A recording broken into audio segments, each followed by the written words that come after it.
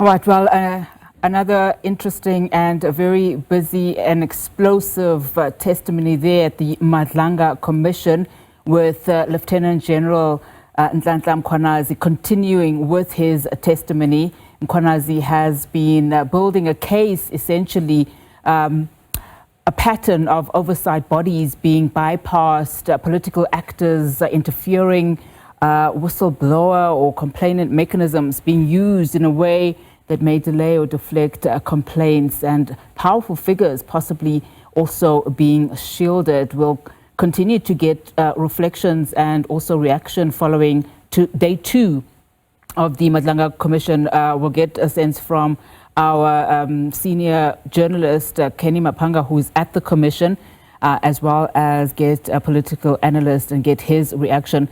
Just to recap on some of the things that have been said earlier this morning, in fact, Mkhwanazi did reiterate that he believes South Africa's criminal justice system is under serious strain, facing a real risk of a total collapse. Just reiterating back to what he said yesterday, also testified there that there had been significant interference from both legislative, in terms of parliament, and the executive branches, including entities like IDAC, that's the Investigative Directorate Against Corruption, also touching and started giving the Commission a sense of the main players around some of his allegations, including individuals like Kat Matlala, Katiso Molefe, and Brown Mkhotsi.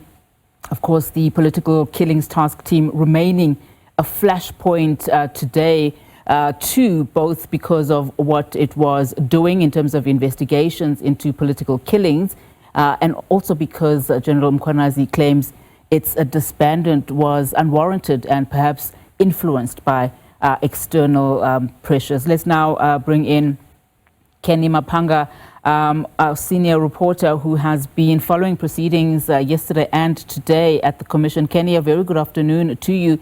So essentially, it's been another interesting day at the Commission. Mkhwanazi painting this picture of how these oversight bodies were being bypassed, you know, these political actors interfering, etc. He's also started in that latter part of his testimony, just giving us a sense of the main players around some of his allegations, including, of course, Kat Matlala, Katiso Molefe, as well as Brown Mkhotsi. Just give us a sense then of just some of the testimony that transpired today from him.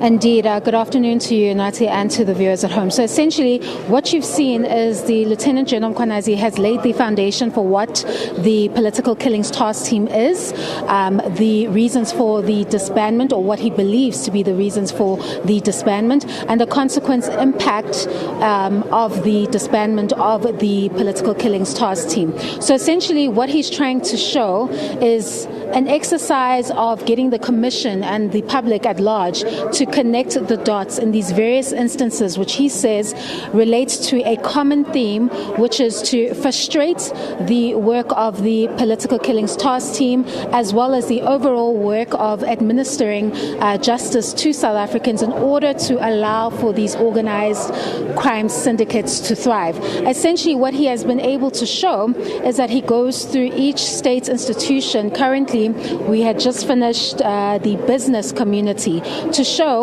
how each sphere has their hand in this effort to ensure that these organized criminal syndicates can thrive, and then, of course, as an adverse effect, the criminal justice system suffers. So if we go earlier to when he was listing these efforts to frustrate the work of administering justice to South Africans, he started with members of parliament. In this portion, he actually did drop names, Unati. He spoke of Mr. Fadil Adams and the DA MP, that is Diane Collar Bernard. Of course, with Adams, he spoke about a non-complaint, that's how it's been described, that was laid with regards to funds being used towards the political killings task team.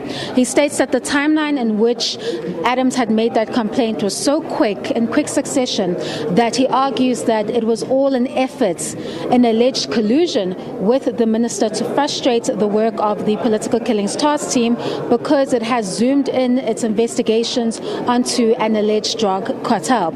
If you look at Bernard as well, he goes on to state that she too allegedly in her efforts attempted to frustrate the work of the political killings task team, specifically mentioning General Khumalo of Crime Intelligence, and fingers her as part of those overall efforts to stop that investigative lens on that alleged drug cartel. He then moved to the executive. He then goes to Brown Mkhwanazi, that is a name that we have seen mentioned often since that infamous press briefing where Mkhwanazi first made these allegations public, and that sent shockwaves to the nation and of course triggered this commission that we are at today. He discussed that Mkhwanazi is an alleged associate of Senzo Mchunu who had contacted him by WhatsApp. That's the first time that he had received communication from this particular individual. And he states before the commission that he got the sense that this person is someone who is close to the minister, and at the time when he received the text he believed that the person was actually with the minister when they sent it. He stopped that testimony because he realized during the testimony that there were parts of the WhatsApp messages that he actually hadn't provided in full. Now that information had to be parked, or that evidence rather had to be parked until a later stage where they can get all the messages and then he can present it properly to the commission.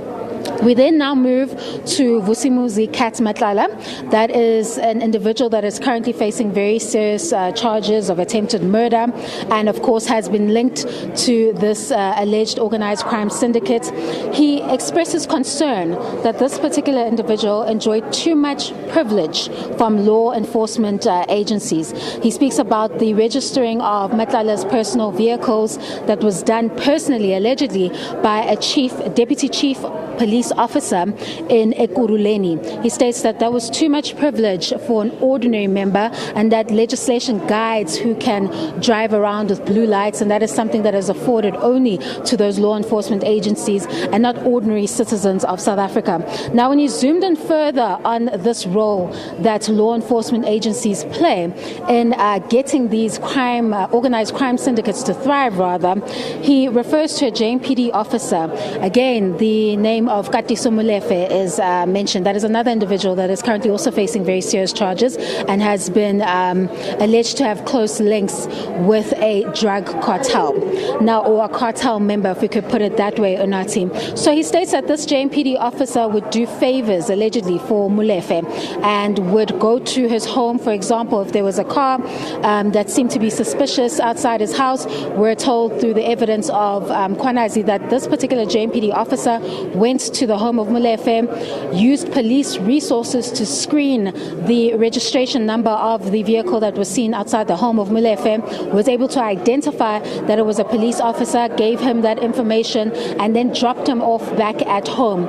He states that although the police officer says he was off duty when this happened, he believes that he was on duty and that he used those resources to advance the interests of Molefe. Essentially, the discomfort that the Mkhwanazi has with regards to this is that it again illustrates law enforcement officers allegedly working quite closely with these organized crime syndicates. These are syndicates that they should essentially be fighting against in order to preserve the rule of law, but here you see that they have very close relations with a lot of these individuals that have been identified as alleged cartel members.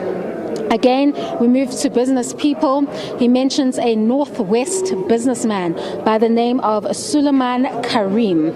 And he says that this businessman has allegedly has close ties with the now suspended police minister Senzo Mchunu. From the testimony of Mkhwanazi, it paints a picture that this particular businessman has such close proximity to the police minister that Vusimuzi Matlala can allegedly text him or communicate with him to ensure that his police contracts still thrive, i.e. they're not cancelled in the face of the current allegations that Cat Matlala is facing. So essentially what he's asking the Commission to do, Nati, is to connect all these dots in these various instances over various state institutions within the criminal justice system that allegedly have quite close ties with this organized crime syndicate. And you can see that there's a common theme that for these various individuals or alleged cartel members to thrive, they have to have their hand in every single aspect or institution of this criminal justice system.